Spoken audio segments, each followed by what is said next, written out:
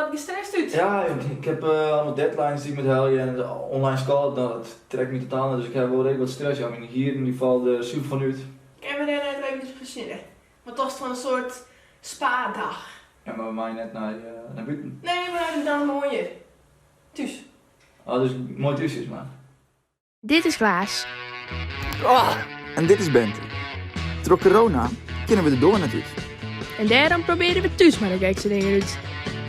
Dit is Mooi Thuis. Ik dacht, laten we beginnen met een lekker masker. Ik heb hier een hele lekkere, die is mijn houtskool zit hierin. En dat smast dan op je gezicht. Ja, En dat is biologisch. het is denk ik net biologisch, nee. Was dat graag? Ik wil wel graag biologisch, maar wist ik regel het wel zelf leven. Oké.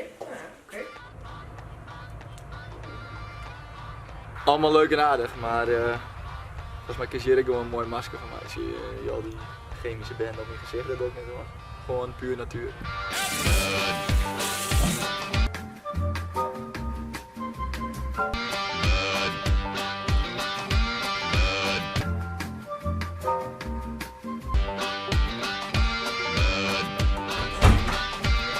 Backyard, little boy, big yellow top toy. Modder is dus goed voor de huidjes, hè? Dit heeft dit natuurlijk uit. Ja, biologisch. Ik denk dat ik een stuk, mijn huidje een stuk beter wordt van dat het griezen speel van mij. Heel jeugdig. En dan hebben mijn huid misschien wel mooi, maar ik heb nou net het gevoel dat ik zen ben. Nee? Wat hebben we nog meer dan? Dit wie staat hier. Ik heb een hele lekkere smoothie voorbereid. Mijn rode vruchten. Ik hoop dat het die smaakt. Gadverdamme. Ik pak wel gerstensmoothie. Gerstensmoothie, daar heb ik een stuk ontspannen van dan die gezonde meuk vandaag. Ik weet net of het helemaal mooi volgens de zendregels, maar... Het is niet wat ik zei, hè? Ah, heerlijk, heerlijk, heerlijk.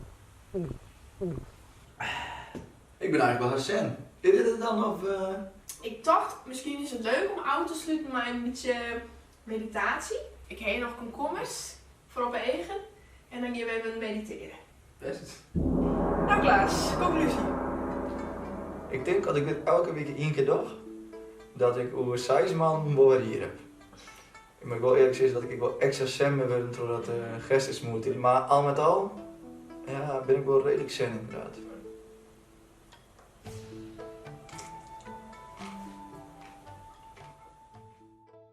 Was er nou iets leuks, geks of grappigs tijdens de corona? Deel het dan, bij de hashtag Mooi Thuis.